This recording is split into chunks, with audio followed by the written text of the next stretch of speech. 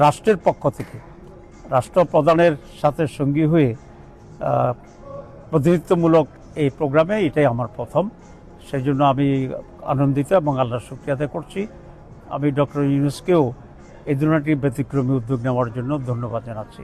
আমি আপনাদেরকে ধন্যবাদ জানাই বাংলাদেশের পক্ষ থেকে, যদিও আমরা সবাই মিলে বাংলাদেশ এখানে আছি। আসলে এইবার একটু ব্যতিক্রমধর্মী এটা উদ্যোগ হয়েছে। This is the first time কোনো রাষ্ট্রপ্রধানের সাথে দেশের প্রধান রাজনৈতিক দলসমূহের প্রতিনিধিত্ব নিয়ে এই প্রোগ্রামে উপস্থিত হওয়া। আমরা সমগ্র বাংলাদেশ এখন ঐক্যবদ্ধ আছি, এটাই এই সফরের একটা মূল উদ্দেশ্য, টু এক্সপ্রেস এবং শো। আমরা সেখানে আসছি।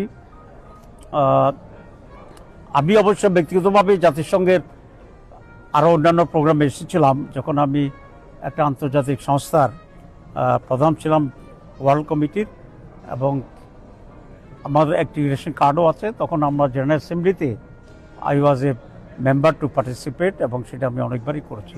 তবে রাষ্ট্রের পক্ষ থেকে রাষ্ট্রপ্রধানের সাথে সঙ্গী হয়ে প্রতিনিধিত্বমূলক এই প্রোগ্রামে এটাই আমার প্রথম। সেই জন্য আমি আনন্দিত এবং আল্লাহর শুকরিয়া আদায় করছি। আমি ডক্টর ইউনূসকেও এই ধরনের ব্যতিক্রমী উদ্যোগ নেওয়ার জন্য ধন্যবাদ জানাচ্ছি। মাত্র 30% টাকায় জমির মালিক হয়ে নতুন বাংলাদেশের গড়ে তোলার স্বপ্ন দেখা বাংলা বসতি। প্রথম হচ্ছে এটা আমি এখানে এসে জানতে পেরেছি, এয়ারপোর্টে থাকে অবস্থা আমি জানতাম না, কারণ সেখানে প্রচুর বাংলাদেশি লোকেরা আমাকে সম্বর্ধনা দিয়েছে, স্লোগান দিয়েছে এবং স্বাগত জানিয়েছে। সুতরাং বাকি কাজটা আমি টের পাইনি। এটা আমি খুব বিব্রত বোধ করি না। এই জন্য বাংলাদেশের এই নেগেটিভ কালচারটা আগে থেকে হয়ে আসছিল। যখন এই কোনো সরকার প্রধান সফর করে, বিরোধী দল যেই থাকে আইসে এখানে স্লোগান দেয়। আমেরিকা একটু ডেমোক্রেটিক দেশ, 10-20 জন আইসে এখানে একটা স্লোগান দিতে পারে, ডিম মারতে পারে। এটা একটা ব্যাড কালচার নিঃসন্দেহে। তবে এটা খুব ব্যতিক্রমধর্মী, এমন কোনো মানে হতাশ হওয়ার মতো বা খুব উদ্বিগ্ন হওয়ার মতো কোনো ঘটনা নয়, কারণ 10 জন আইসেও একটা ডিম মেরে দিতে পারে। তবে বাংলাদেশের জন্য এটা লজ্জাজনক। এই কালচারটা খুবই নেগেটিভ, এটার অবসান হওয়া উচিত।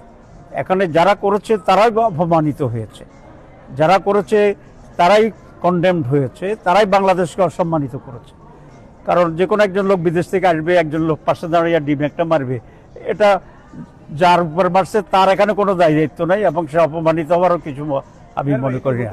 ওভারঅল পুরো ম্যানেজমেন্ট যেটা আমি দেখলাম, যে আজকে আমাদেরকে এক জায়গায় দিয়ে গাড়িতে উঠেছে আনার জন্য, আবার গাড়ি থেকে নামে নর্মাল প্রসেসে আসছে, এগুলো খুব বেশি কমিউনিকেশন গ্যাপ আছে বলে এটা আমার কাছে মনে হয়েছে। হাই কমিশনের ম্যানেজমেন্ট ব্যর্থতা, এটা তো কোনো সন্দেহ নেই।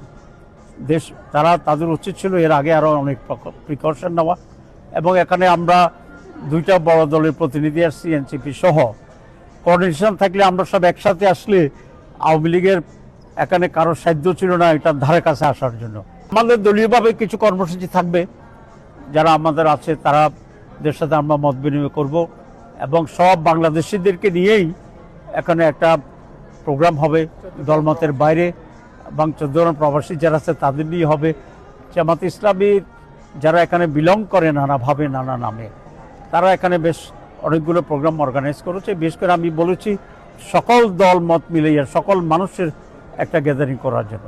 তা আমরা আশা করি সেটাও তারা করবে।